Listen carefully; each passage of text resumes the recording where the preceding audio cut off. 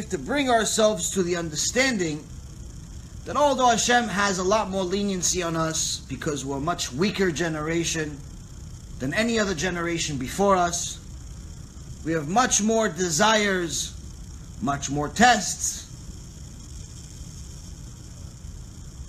than any other generation before us. This by no means is an get-out-of-jail-free card. This by no means is an excuse to just do as you wish and you'll be all right. No place in the Torah, from Parashat Bereshit all the way to the end of the Tanakh, will you ever find Hashem saying, it's okay, don't worry about it. It's on me. I'll let him go. He's a sinner. Don't worry about it. It's fine.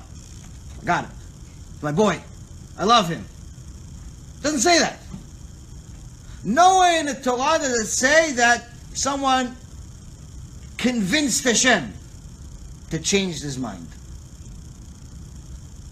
We have a hard time convincing each other to come to the shiur. We have a hard time to convince our wives or our husbands to do what we want. We have a hard time to convince our bosses to give us a raise.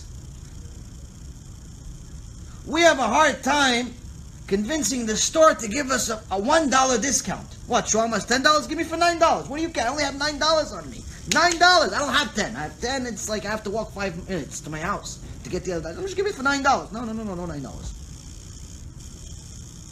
No $9. If I give it to you for $9, I have to give it to everybody else for $9. You can't convince the guy to Shlomo place for $1 discount. IRS sends you a letter. Shem Erachem. It's like Tisha B'Av. Before you open the letter, you already have Tisha B'Av. What do they want? What did I do? I'm an honest person. I'm only an accountant. I'm only a lawyer. I'm only working here. I'm only working there. What do I make? I make $500 a week. What do I make? What do they want from me? Just to hire. You're already thinking about what's going to happen. You don't even know. They're just telling you, dear sir, we received your taxes. You don't know what happened. But Hashem Erachem, if you open the letter, and it says, we've decided to audit you. It's like Churban Beit HaMikdash. Because you're thinking, they're going to find something. I don't know what they're going to find, but they must find something. I mean, they're not coming to audit me for no reason. They must know something. They must already know, and they're trying to see if I'm going to lie to them. You already have this whole story worked up in your head, and you're all stressed out. What am I going to do? I have to hire a lawyer. I can't afford a lawyer. Maybe I want to afford my friend. No, he's not really my friend. I haven't talked to him in 6 months. And you have this whole story worked up in your head, and what are you going to do? And you can't sleep at night. Why? Why do you have all this stress? Because deep down inside, what do you know? You know that you can't even convince the IRS to change their mind. Whatever they find, they find. You're guilty, you're guilty. And you know you can't convince them otherwise. So if you can't convince the IRS, you can't convince the store clerk at the shawarma place, you can't convince your wife, you can't convince your boss, you can't convince your kids, you can't convince anyone to do anything you want in reality.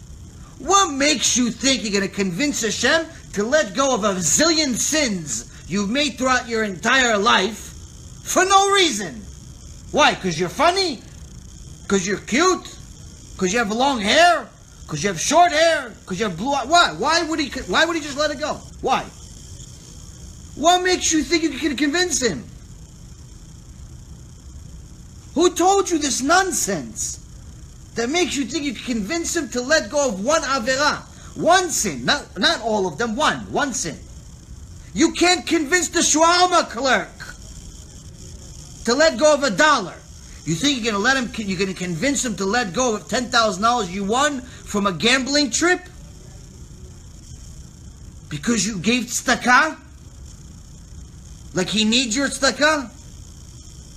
He couldn't run the world without your tzedakah?